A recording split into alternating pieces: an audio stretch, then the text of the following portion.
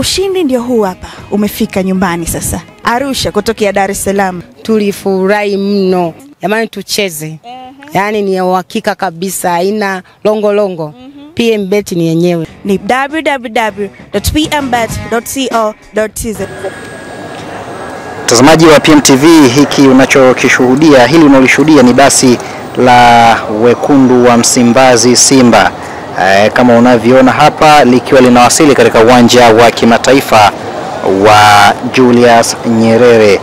Bwana, hapa ni safari ya Morocco, ndicho ambacho kinasubiriwa kwa hivi sasa, ambapo wekundu wa Msimbazi Simba wanaelekea huko katika mchezo wao dhidi ya klabu ya soka ya RS Berkane.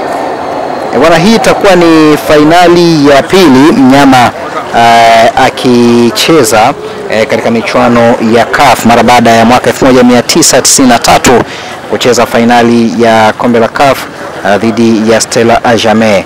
Hii inakuwa ni nafasi nyingine kwao kujiuliza mara baada ya kupoteza fainali hiyo ya miaka kadhaa nyuma. Bwana, kama unavyoona bench la ufundi, kocha wa magolikipa na kocha msaidizi wakiwa hapo wametoka katika basi, lakini vile yupo Ablaza Hamza Kibu Dennis Prosper, nyota ambaye alisajiliwa na Simba takriban miaka 4 iliyopita akitokea klabu ya soka ya Mbeya City. Bwana Selemani Matola ni sehemu ya makocha walio katika bench la ufundi. Yeye ameichezea Simba, lakini vile vile hivi sasa ni kocha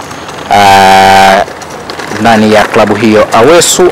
Awesu yuko hapo pia. Steven Dese Mukwala akiwa anapata picha na moja kati ya mashabiki ambao nao pia wapo katika msafara huu wa kuelekea kule Morocco. Bwana Mzamiru Yasini licha ya kuwa na majeraha, lakini pia amejumuisha katika kikosi, na hii ni kutokana na kwamba anaendelea kurecover taratibu. Yupo Edwin Balua, lakini ukiona hiyo mask ujue huyo ni Joshua Mutale Budo, nyota ambaye amekuwa katika kiwango bora sana katika mechi za hivi karibuni. Mchezo wa mwisho alitoa assist 2 wekundu wa Msimbazi Simba wakishinda mabao 2-0 katika mchezo wa ligi kuu ya soka ya NBC dhidi ya KMC. Ladak Chasambi MVP wa vijana wa ligi ya vijana mara 2 mfululizo, baadaye akiwa na Mtibwa Sugar, baadaye akaelekea Simba, na pia ni sehemu ya wachezaji ambao wanaondoka na timu hii. Lakini kwa mbali pia unamuona mara baada ya Shema Lone kupita, nyuma unamuona Eli Mpanzu Kibisawala, huyo hapo nyota ambaye hivi sasa yuko katika midomo zaidi ya wanasimba. Lakini Shamu Krabu beki kutoka Ivory Coast, yeye pia ni sehemu ya kikosi, bila kusahau Jean Charles wa nyota ambaye ni MVP wa ligi kuu ya Ivory Coast msimu uliopita akitokea Stella Ajame ya Ivory Coast na kujiunga na wekundu wa Msimbazi Simba.